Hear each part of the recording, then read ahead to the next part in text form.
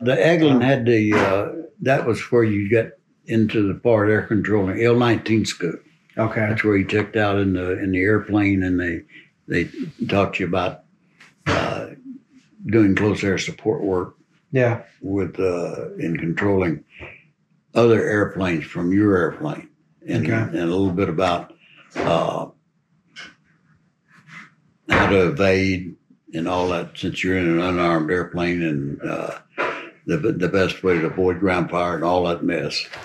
Like don't fly long at about 500 feet, because that makes you a target for everybody on the ground. Yeah. Either fly above 2,000 or get the wheels in the grass. And the reason for getting as low as possible is that whoever sees you has got a very short tracking time. Right. And that was the whole purpose. And I could hear people shooting, but I never got the airplane hold. Yeah. But it's still unnerving to hear all that racket going on. The scariest thing, and I'll tell you this story, and I don't think I'd ever come. I had a Special Forces guy in the back seat, and he was supposed to be doing visual reconnaissance of what they call longhouses, what the BC would build in the jungle to house the troops in, like barracks, except they were specially made for out of jungle supplies and things, but they were longhouses. As the mountain yards were the ones that really must start making. That's what they lived in, and they had BC adapted them. And you could sometimes spot them because they'd clear out a space up under the jungle, and the jungle was several tiered. It was not a flat thing like this. You could sometimes fly in between the top canopy and the intermediate canopy, and not in between them, but they would be staggered so that you could fly alongside and look sideways in and see underneath them. Okay. Okay, and then that what altitude would that be? Well, you're I hate to use the word altitude. 150 feet. Okay. Something like that. 100 between 100 and 200 feet above the ground. But you had some tree canopy that was 300 feet. Good grief.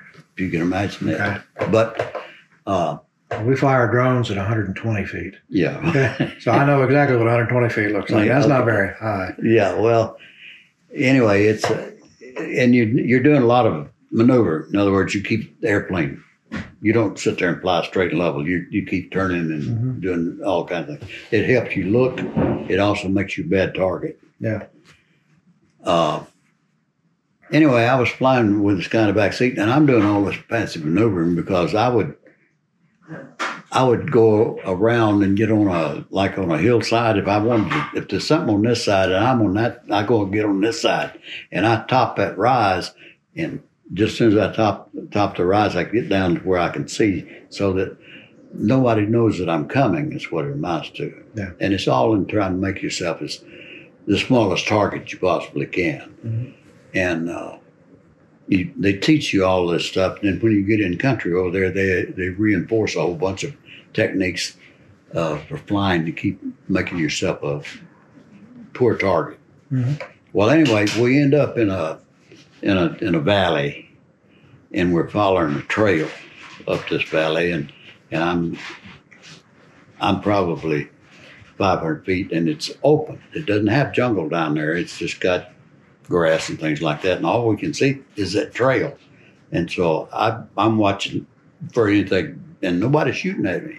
It seems like it's all deserted, and this thing makes curves and things like that in places. I'm going around corners in there that I don't know what I'm going to see when I come around a corner. Well, I come around one of the corner, what I see is a wall sticking straight up.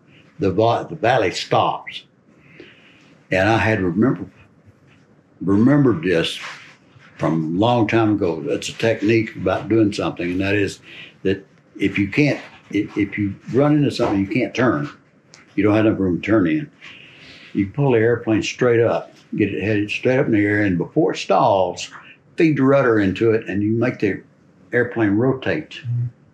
And it will, without it going forward, you're going up, and it just turns and it starts right back down.